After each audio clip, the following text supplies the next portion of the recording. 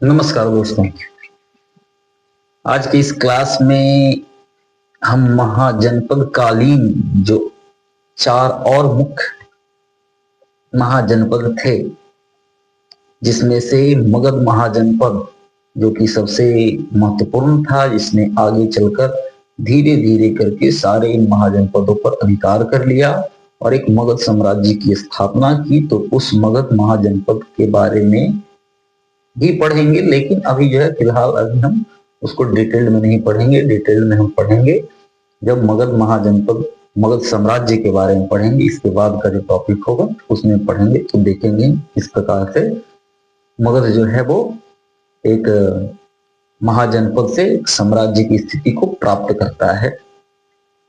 इसके पिछले क्लास में हम लोगों ने काशी, कौशल और अंग के बारे में पढ़ा था, और आज का ये जो वीडियो है उसमें हम लोग मगध, वैशाली, मल्ल और चेदी, वैशाली, वज्जी, इसकी राजधानी वैशाली है, तो इसके बारे में अध्ययन करेंगे। तो सबसे पहले जो है वो बात करते हैं हम मगध।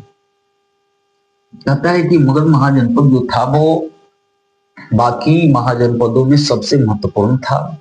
इसका जो लोकेशन था वो इस प्रकार का था कि ये चारों तरफ से इसके लिए एक अवैध किला का निर्माण करता था, जैसे जो ग्रीव राजधानी जो थी इसकी, ठीक है ना, जो कि राजगीर का जो एरिया था, तो वो इस प्रकार का एरिया था जो कि एक प्रकार से मगध को सुरक्षा प्रदान करता था। चारों तरफ पहाड़ होने के कारण मगध को सुरक्षा प्रदान करता था। और ये जो ग्रीव राजधानी थी राजगीर, उसको बिंबिसार के समय में जो है राजधानी यहाँ परिवर्तित किया गया था। बाकी जो है हम आगे पढ़ेंगे जब मगध साम्राज्य के उदय के बारे में, तो इसको डिटेल रूप में पढ़ेंगे। आज ये आधुनिक पटना और जो गया जिला है वहां पे इसका लोकेशन है। भारत में सर्वप्रथम राजवंश का जो प्रमाण मिलता है वो यही मगध महाजनपद से मिलता है, जिसमें बृहदत्त वंश बृहदत्त, और जो कि आगे चल के जरासंध जो है वो उसके राजा हुए, जो कि महाभारत कालीन राजा माने जाते हैं, और जिनके साथ भीम का मल्ल युद्ध भी हुआ था भगवान कृष्ण के नेतृत्व में।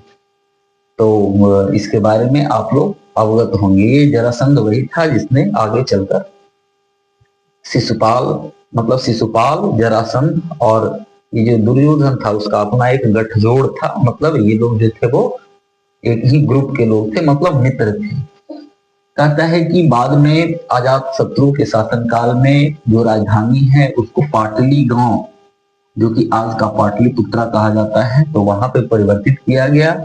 और ये जो पाटली गांव था या पाटलिपुत्र था वो सोन और गंगा नदियों के संगम पर है।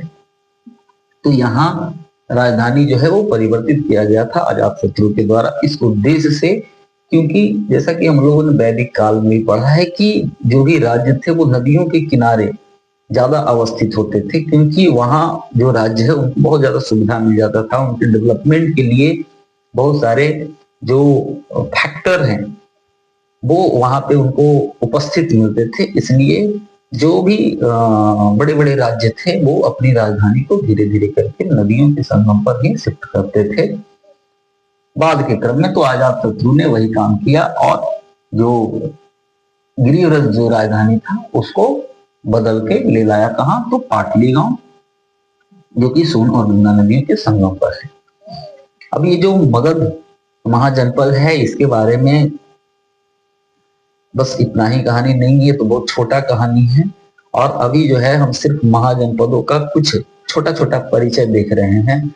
ये जो मगध महाजनपद है उसके बारे में हम लोग विस्तृत रूप से इसके बाद का जो क्लास होगा, मतलब महाजनपद जितने भी हैं उनको डिस्कस करने के बाद जो मगध साम्राज्य के उदय के बारे में हम पढ़ेंगे, तो उसमें हम जो है इसको डिटेल्ड रूप से देखेंगे कि किसके किसके शासनकाल में मगध ने किस किस प्रकार की उपलब्धियां प्राप्त की और किस किस तरीके से जो दूसरे दूसरे राज्य थे उनको जीतकर अपने में मिलाया। तो उसको हम आगे पढ़ेंगे। अब एक पांचवा आप देखिए जो महाजनपद था वो था वज्जी। वज्जी का जो लोकेशन था, कहता है कि इसकी राजधानी जो थी वो वैशाली थी, और वज्जी जो है वो 8 राज्यों का संघ था। मतलब एक तरीके से कहता है कि यहाँ पे गणतंत्रात्मक व्यवस्था ही कार्य कर रही थी। मतलब राजा जो था वो एक तरीके से गणतंत्र के रूप में काम करता था। राजा जो था वो स्वेच्छाचारी नहीं था, बल्कि राजा जो है बाकी जो और 8 संघ के लोग हैं उनके साथ मिलजुल कर काम करता था, उनके परामर्श से काम करता था। लेकिन बाद में चल के जो कुछ मुख्य, जो 8 संघ थे उनमें से जो कुछ मुख्य थे वो वैशाली के लिच्छवी थे, मिथिला के विजय थे, और कुंडल ग्राम के यांत्रिक थे। यही मेन 3 थे। और इसमें भी आगे चल के जो वैशाली के जो लिच्छवी हैं वो बहुत ज्यादा अपना डोमिनेंस जो है उसको स्थापित कर लेते हैं। एक प्रकार से कह सकते हैं कि वज्जी और लिच्छवी का जो बहुत सारे जो प्रमाण मिले हैं उसमें एक ही जैसा उल्लेख मिलता है, और दोनों में लगता है कि दोनों को एक ही मतलब समानार्थी रूप से उनको देखा जाता है। ये जो वैशाली था वो प्राकृत और पाली भाषाओं के लिए यहाँ पे अध्ययन का एक मुख्य केंद्र हुआ करता था, और लिच्छवी जो था वो अपनी प्रशासनिक व्यवस्था के लिए जाना जाता था, क्योंकि लिच्छवियों का जो प्रशासनिक व्यवस्था था वो एक प्रकार से उस समय, जिस समय साम्राज्यवाद की नीति चल रही थी और साम्राज्यवादी प्रवृत्तियों का उदय हो रहा था, इसके साथ ही बगल में मगध का जो साम्राज्य था जहाँ पे बिंबिसार और अजातशत्रु एक प्रकार से राजतंत्रात्मक शासन व्यवस्था को मजबूत करने में लगे हुए थे, तो इसके बगल में ही जो लिच्छवी थे वो अभी तक मतलब लिच्छवी जो थे वो गणतांत्रिक व्यवस्था को अपनाए हुए थे, इसलिए इनका विशेष महत्व था और इनके बारे में अक्सर एग्जाम में क्वेश्चंस जो है वो पूछे जाते हैं। अब चूंकि कुंडल ग्राम जो है वो एक प्रकार से कह सकते हैं कि महावीर का कुंडल ग्राम, यही कुंडल ग्राम है जो भगवान महावीर का जन्म स्थान है। भगवान महावीर का ये जन्म स्थान है कुंडल ग्राम। और महावीर के बारे में आप जानते हैं कि वो जो थी वो वही सिद्धार्थ जो थे वो इनके पिता थे, और सिद्धार्थ थे इनके पिता, और राजा चेतक जो थे वो भगवान महावीर के मामा लगते थे। मतलब राजा चेतक की जो बहन थी त्रिशला, उनका शादी महावीर के पिता सिद्धार्थ से हुआ था। तो एक प्रकार से जो महावीर थे वो राजा चेतक के भतीजे लगते थे, या राजा चेतक जो थे वो उनके मामा लगते थे, जिनको कहीं कहीं तो मामो भी कहते हैं, मतलब माँ का भाई, तो ये लगते थे। और ये जो राजा चेतक थे उन्होंने आगे चलकर अपनी बेटी चिलना का जो विवाह है वो बिंबिसार से किया था। मतलब ये जो राजा चेतक थे उनका इस प्रकार का उपलब्धि था, या एक प्रकार से कह सकते हैं कि जो वज्जी जो संघ था, वैशाली जिसकी राजधानी थी, वो इतना इंपॉर्टेंस था, इतना महत्वपूर्ण था ये, कि जब बिंबिसार के बारे में हम विस्तृत रूप में पढ़ेंगे, बस अभी शॉर्ट में बता देते हैं कि जब बिंबिसार ने अपने साम्राज्य विस्तार की नीति को अपनाया या अपने साम्राज्य को स्थापित कर रहा था, तो उसने कुछ राजाओं के साथ वैवाहिक संबंध स्थापित किए, ताकि साम्राज्य विस्तार का उसका जो प्रक्रिया है उसमें उसको मदद मिल सके। और उस क्रम में उसको लगता था कि ये जो वैशाली है, ये जो वज्जी लोग हैं, उनके साथ भी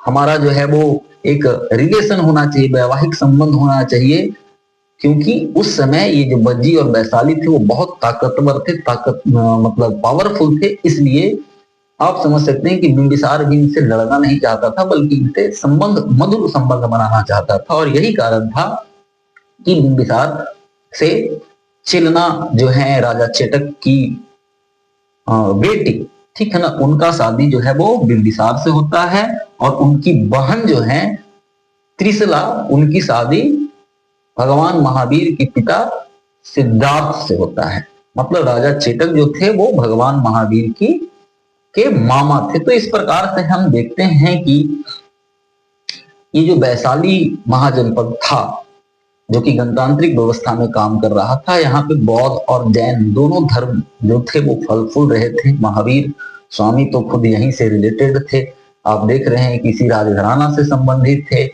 इसके बारे में हमें जो जानकारी है वो अंगुत्तर निकाय, ये बौद्ध ग्रंथ जो है अंगुत्तर निकाय उसमें मिलता है, और जैन ग्रंथ जो भगवती सूत्र है उसमें हमें इसकी जानकारी मिलती है। इसके साथ ही चाणक्य चाणक्य जानते हैं आप, चाणक्य ने जिन्होंने अर्थशास्त्र लिखा है तो वो चाणक्य, और पाणिनि जिन्होंने अष्टाध्यायी की रचना की है तो वो, ये सारे लोग जो हैं वो भी इस वज्जी या वैशाली जो महाजनपद है उसके बारे में वर्णन करते हैं अपनी रचनाओं में। 7वीं शताब्दी में जो हिंसांग आया भारत में, ठीक है ना, हर्षवर्धन के काल में, ठीक है, तो उसने भी ये बताया है कि उत्तर मगध के उत्तर में और बागमती तथा गंडक का जो क्षेत्र था वहां पे आज का जो बेगूसराय है, समस्तीपुर है, मुजफ्फरपुर है, मोतिहारी है, बेतिया है, इसका ये जो सारा जो क्षेत्र है वो उस समय वज्जी महासंघ के हिस्सा हुआ करते थे। वज्जी जो महाजनपद थे उसी के पार्ट हुआ करते थे, और ये सारे के सारे जो जिले हैं वो आज आधुनिक बिहार में स्थित हैं। महावस्तु से हमें ये जानकारी मिलता है कि बुद्ध जो थे वो लिच्छवियों के निमंत्रण पर ये वैशाली गए थे, क्योंकि हमने देखा कि धीरे धीरे जो लिच्छवी थे वो ज्यादा महत्वपूर्ण हो गए थे, ज्यादा ताकतवर हो गए थे, उनका डोमिनेंस बहुत ज्यादा हो गया था, और इसके पीछे रीजन था उनका जो व्यवस्था था, जो एडमिनिस्ट्रेटिव सिस्टम था, या उनका जो एक प्रकार से कह सकते हैं कि प्रशासनिक व्यवस्था था, तो उसके कारण वो महत्वपूर्ण हो गए थे। और जब भगवान बुद्ध को लिच्छवियों ने निमंत्रण दिया कि भाई आप वैशाली आइए, तो वो उसके निमंत्रण पे वैशाली गए, और वैशाली में जो लिच्छवी थे उनके जो संगठन थे उनको देखकर जो महात्मा बुद्ध थे वो बहुत ज्यादा प्रभावित हुए। उनका जो आंतरिक संगठन है उसके कारण भगवान बुद्ध ने उन्हें अजेय कहा था कि भाई अगर आपका इसी प्रकार का संगठन सही तरीके से काम करता रहा तो कोई भी राज्य आपको जीत नहीं पाएगा। और इसके लिए उन्होंने सत्य अपरिहानी धम्म के बारे में, ये जो लिच्छवी लोग थे उनको बताया कि ये 7 परम धर्म कहने का मतलब, जैसे आप देखते हैं बौद्ध धर्म में धम्म यूज किया जाता है, तो एक प्रकार से कहने का मतलब कि नियम। तो भगवान बुद्ध ने कहा कि अगर आप इस 7 नियम को फॉलो करते हैं तो आपको कोई भी हानि नहीं पहुंचा सकता है। उस 7 नियम में जो थे वो इस प्रकार के नियम थे कि चूंकि ये जो लिच्छवी लोग थे वो बड़ों का आदर करते थे, महिलाओं का सम्मान करते थे, जो अपनी बहन है या बेटियां हैं उनका विवाह जबरदस्ती नहीं करते थे, मतलब उनके मन से विपरीत नहीं करते थे। तो इस प्रकार के इनके जो कुछ गुण थे उनको भगवान बुद्ध ने बहुत सराहा, और उनका मानना था कि अगर इसी प्रकार से ये जो व्यवस्था है काम करते रहेगा तो लिच्छवी को कोई पराजित नहीं कर सकता है। अब हमने देखा कि यहाँ भगवान बुद्ध और भगवान महावीर दोनों का रिलेशन जो है वो इस क्षेत्र से जुड़ा हुआ था, क्योंकि लिच्छवी जो था वो उस समय बहुत फेमस था, और यहाँ चारों तरफ राजतंत्र व्यवस्था फैल रहा था। यहाँ सर्वप्रथम गणतंत्र की व्यवस्था हमें देखने को मिलती है।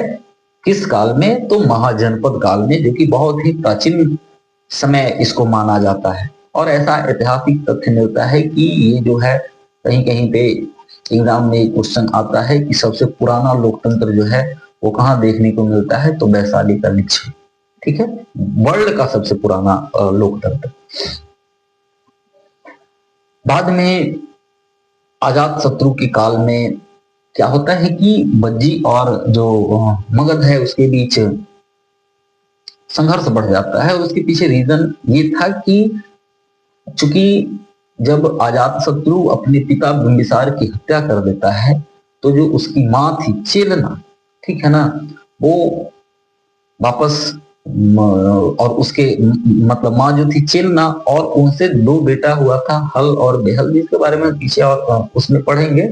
लेकिन वो हल और बेहल जो है वो अपने नाना के यहाँ भाग के चले जाते हैं, और अजातशत्रु जो है वो इस चीज का डिमांड करता है कि जितने भी रत्न है उनके पास, मतलब बिंबिसार ने इनको हल और बेहल को मोतियों का जो महत्वपूर्ण ये था, मतलब कीमती मोतियों का माला था वो, और बहुत सारे हाथी उपहार में दिए थे। तो अजातशत्रु का कहना था कि वो सारा कुछ हमको लौटा दो, और इससे जो है वो वैशाली के जो लिच्छवी थे या जो बज्जी थे उनके साथ, और जो मगध के शासक थे अजातशत्रु, उनके बीच वैमनस्यता बढ़ जाती है और दोनों के बीच युद्ध का स्थिति बन जाता है। लेकिन ऐसा माना जाता है कि एक लंबे समय तक, करीब 15 से 16 साल तक अजातशत्रु जो है वो लगातार ये प्रयास करते रहता है कि किस प्रकार से लिच्छवी को पराजित किया जाए। ये जो वैशाली के लिच्छवी थे जो कि बज्जी के समानार्थक ही थे, मतलब बज्जी आप कहिए या वैशाली के लिच्छवी कहिए, तो वो एक ही जैसे हो जाते हैं, समान अर्थ में वो हो जाते हैं। इस समय तक आते आते तो कहता है कि अजातशत्रु ने बहुत बार प्रयास किया लेकिन इसको उसमें सफलता नहीं मिली, और लास्ट में इसने अपना जो सेनापति था उसको, जिसका नाम वास्कार आता है कहीं कहीं पे वर्षाकर आता है, उसको गुप्तचर के रूप में लिच्छवी जो वैशाली का जो लिच्छवी गणराज्य है वहां भेजता है, ताकि वो वहां से गुप्त सूचनाएं इकट्ठा कर पाए कि भाई आखिर इन लिच्छवियों को कैसे हराया जा सकता है। और इसके लिए उन्होंने उन लिच्छवियों में फूट डालने का प्रयास किया, और किसी प्रकार से उन्होंने उनके बीच मतभेद पैदा कर दिया, लिच्छवी लोगों के बीच मतभेद पैदा कर दिया। और मतभेद पैदा करने के बाद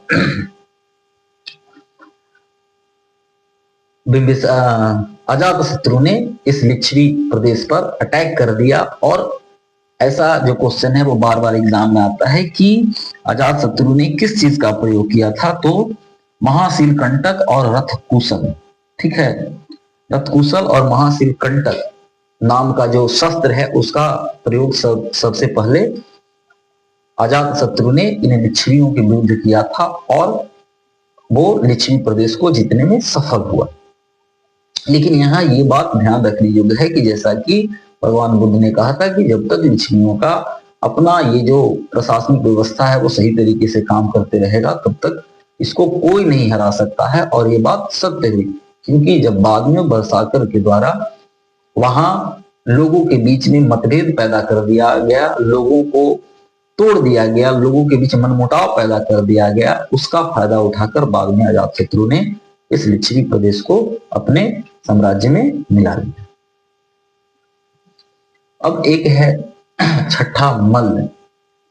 कहता है कि मल्ल जो है वो उत्तर प्रदेश के देवरिया और जो गोरखपुर जिला है वहां ये पड़ता है।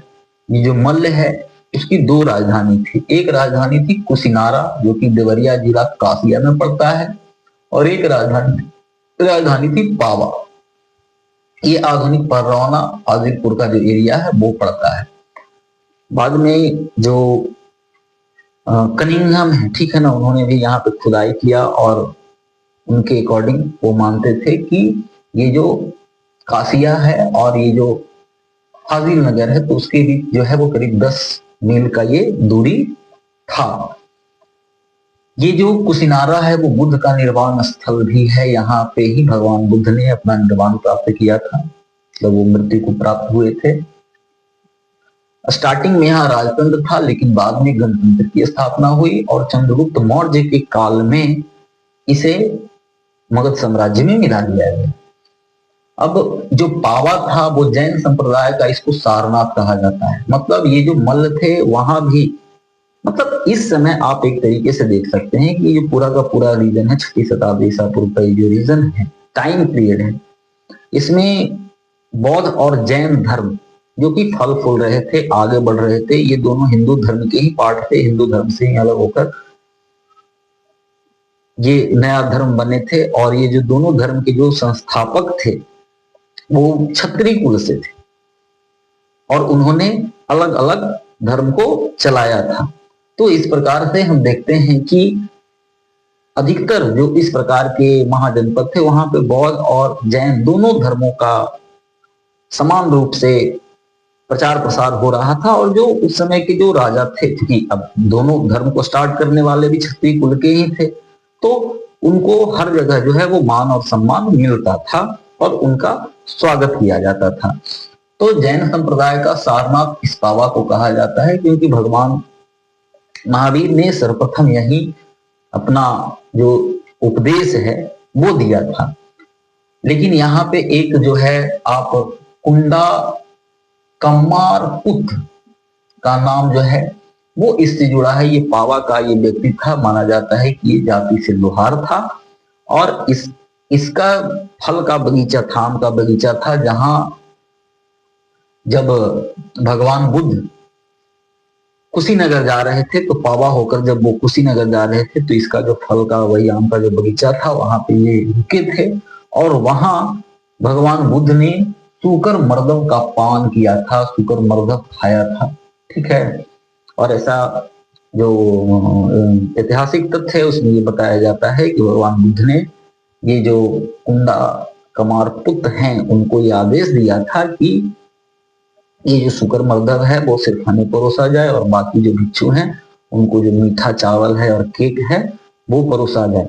और भगवान बुद्ध के आदेशों का पालन करते हुए ही ये जो कुंडा कमार पुत्र हैं उन्होंने उनको शुकर मर्दव परोसा था, खाने को दिया था, जिसका सेवन उन्होंने किया था, और बाकी जो बचा था उसको जमीन में गाड़ दिया गया था। और जिसके बाद भगवान बुद्ध को घातक पेचिस का बीमारी हो गया, और बाद में वो कुशीनगर में जब पहुंचते हैं तो वहां उनकी मृत्यु हो जाती है। और ऐसा माना जाता है कि जो भगवान बुद्ध थे उन्होंने अपना जो प्रिय शिष्य थे उनको भी भेजा था यहाँ कुंडा कुमार पुत्र के पास कि भाई तुमको जो है वो किसी प्रकार से ये पश्चाताप करने का जरूरत नहीं है कि भाई तुमने हमको खाना दिया और हम जो है वो इस प्रकार से बीमार पड़ गए। तो तुमने ये जो कार्य किया है वो एक प्रकार से, क्योंकि तुमने हमारा जो धर्म है, मतलब हमने जो तुमको ऑर्डर दिया उसको उसका पालन किया, और तुम्हारा भोजन जो है हमारे जीवन का लास्ट भोजन है, तो इस प्रकार से तुमको पश्चाताप करने का या खुद पे वो करने का कोई जरूरत नहीं है, और तुम जो है वो एकदम निश्चिंत होकर रहो। एक प्रकार से मतलब खुद में पश्चाताप मत करो कि हाँ हम ही दिए तो ये भगवान जो है वो बुद्ध जो है वो ये मर गए। ठीक है, लेकिन आज का जो साइंस है, मेडिकल साइंस, उसमें ऐसा माना जाता है कि ये जो घातक पेचिस जो उनको हुआ था वो बहुत ज्यादा, मतलब ज्यादा मात्रा में मांस का सेवन करने से इस प्रकार का जो सिचुएशन है वो पैदा होता है।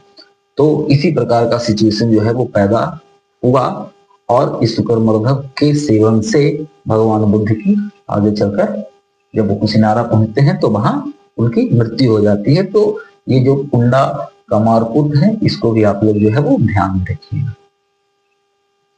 इसके बाद हम चलते हैं चेदी महाजनपद के बारे में। कहता है कि इसकी राजधानी जो है वो सुक्तिमती और सोथीमती दो बताता है, दोनों का एक ही नाम है। ठीक है, ये सुक्तिमती जो है वो संस्कृत भाषा में, संस्कृत के जो ग्रंथ है वहां बताता है, और पाली भाषा में इसको सोथीमती बताता है। कहता है कि यमुना के दक्षिण में केन नदी के किनारे ये बसा हुआ था। ये कुरु का सीमावर्ती राज्य था, और आधुनिक जो बुंदेलखंड का इलाका पड़ता है, जो कि एक प्रकार से हम कह सकते हैं कि एमपी और यूपी का कुछ पार्ट, ठीक है, मिलाकर ये जो चेदी महाजनपद है उसका निर्माण होता था उस समय 6ठी शताब्दी ईसा पूर्व में। कालिंग के जो शासक हैं, कालिंग नरेश, कालिंग जो कि उड़ीसा में है, ठीक है, तो कालिंग शासक जो खारवेल का संबंध है वो भी बताया जाता है। हाथी गुंफा जो अभिलेख मिला है, मतलब कालिंग नरेश खारवेल का हाथी गुंफा जो अभिलेख है उसमें भी ये प्रमाण मिलता है, या वहां भी ये बताया जाता है कि इनका संबंध जो है वो इसी चेदी महाजनपद से था, उसी का एक शाखा जो था वो आगे चलकर कालीन में जो है वो खारवेल उसके शासक बने। महाभारत कालीन जो शिशुपाल है, जिसके बारे में आप लोग जानते हैं, जिसका वध भगवान कृष्ण ने कर दिया था अपने सुदर्शन चक्र से, जो कि भगवान कृष्ण को बहुत उल्टा पुल्टा बोल रहा था। तो और भगवान कृष्ण के ये संबंधी ही थे, शिशुपाल जो थे वो भगवान कृष्ण के संबंधी ही थे। तो ये जो शिशुपाल है उसका संबंध, महाभारत कालीन जो शिशुपाल है उसका संबंध इस चेदी महाजनपद से ही था। ये जो शिशुपाल था, और हमने बताया कि जरासंध और इधर कुरु का ये जो दुर्योधन था, उन लोगों का अपना एक संघ था, और ये सारे के सारे जो लोग थे वो बड़ा घमंडी थे और बड़ा एक प्रकार से कह सकते हैं कि अत्याचारी टाइप के थे, मतलब बड़बोलापन टाइप के थे। आदमी जैसे आप समाज में या गांव में रहते हैं तो हर तरीका का आदमी होता है। एक आदमी जो कि अपना सामने किसी को नहीं पूछ रहा है, बाट कोई नहीं है, हम बस ऑल इन ऑल हैं। तो इसी प्रकार के ये लोग थे। बाद में कहता है कि हाँ, घृष्ट केतु जो है, मतलब जब वो शिशुपाल का वो सर कलम कर दिए कौन, वो भगवान कृष्ण सुदर्शन चक्र से, तो उसके बाद घृष्ट केतु जो है वो राजा बनता है। घृष्ट केतु अगर हम वो महाभारत कालीन अगर वो देखें तो इसके बाद घृष्ट केतु के बाद सरव और सुबाहु भी राजा बनते हैं। लेकिन ये जो घृष्ट केतु है उसका महत्व इसलिए है क्योंकि ये पांडवों की सेना का ये सेनापति भी थे महाभारत काल में। और करेनुमति, करेनुमति जो कि चेदी वंश के ही राजकुमारी थी, जिसका विवाह पांडव जो थे नकुल उनसे हुआ था, और भीम का भी विवाह जो था वो इस चेदी वंश के राजकुमारी से ही हुआ था। चेदी वंश की ही राजकुमारी थी, उनसे भीम का भी शादी हुआ था। इस प्रकार के महाभारत कालीन प्रमाण मिलते हैं। बाद में देखिए कहता है कि ऋग्वेद, जातक ग्रंथ और महाभारत में जो चेदी नरेश हैं उनका वर्णन मिलता है।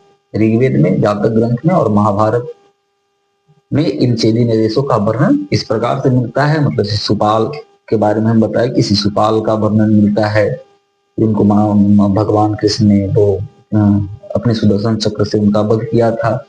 उसके बाद धृष्टकेतु जो है वो पांडवों के सेना के सेनापति रहे थे। धृष्टकेतु के बाद सरव और सुबाहु नाम के और दो राजा हुए थे। उसके बाद करेनुमति जो थी चेदी वंश की राजकुमारी, जिनका विवाह नकुल से हुआ था, और भीम का भी शादी जो है वो चेदी वंश की राजकुमारी से ही हुआ था। तो इस प्रकार से हम देखते हैं कि जो चेदी राजवंश था उसका भी अपना महत्व था। और इस समय तक ये जो महाजनपद था 6ठी शताब्दी ईसा पूर्व में ये जो महाजनपद था उसका भी अपना विशेष महत्व था। फिर हम देखेंगे कि धीरे धीरे करके इन सारे महाजनपदों को किस प्रकार से मगध साम्राज्य में मिला लिया जाता है। अभी के लिए जो है बस इतना ही, क्योंकि 4 जो महाजनपद है उसके बारे में हम लोगों ने आज वो डिटेल में देखा है। और फिर मिलते हैं नेक्स्ट वीडियो में, इसमें और भी जो आगे महाजनपद है, मतलब 4 3 7 महाजनपद के बारे में हम लोग पढ़ लिए हैं। और 7 दूनी 14 15 16 मतलब 9 जो महाजनपद हैं उनको हम और 2-3 वीडियो में इनको जो है वो हम फिनिश करेंगे। इस प्रकार से पूरे महाजनपद 16 जो महाजनपद है जिनका वर्णन अंगुत्तर निकाय और भगवती सूत्र दोनों में मिलता है। अंगुत्तर निकाय बौद्ध ग्रंथ और भगवती सूत्र जैन ग्रंथ है, तो दोनों में इन 16 महाजनपदों का नाम मिलता है। लेकिन कहीं कहीं पे 1-2 जो महाजनपद है उनके नाम में अंतर देखने को मिलता है, उसको भी हम देखेंगे। और इसके बाद फिर मगध साम्राज्य के उदय को हम पढ़ेंगे, जो कि ऐतिहासिक दृष्टि से हमारे लिए बहुत महत्वपूर्ण टॉपिक है। एग्जाम में हमेशा इससे प्रश्न जो है वो अक्सर पूछे जाते हैं। और क्या, और तो बस सब कुछ ठीक ठाक, इसको हम लोग देख लेते हैं। फिर मिलते हैं हम नेक्स्ट वीडियो में। तब तक के लिए वीडियो देखने के लिए धन्यवाद, नमस्कार।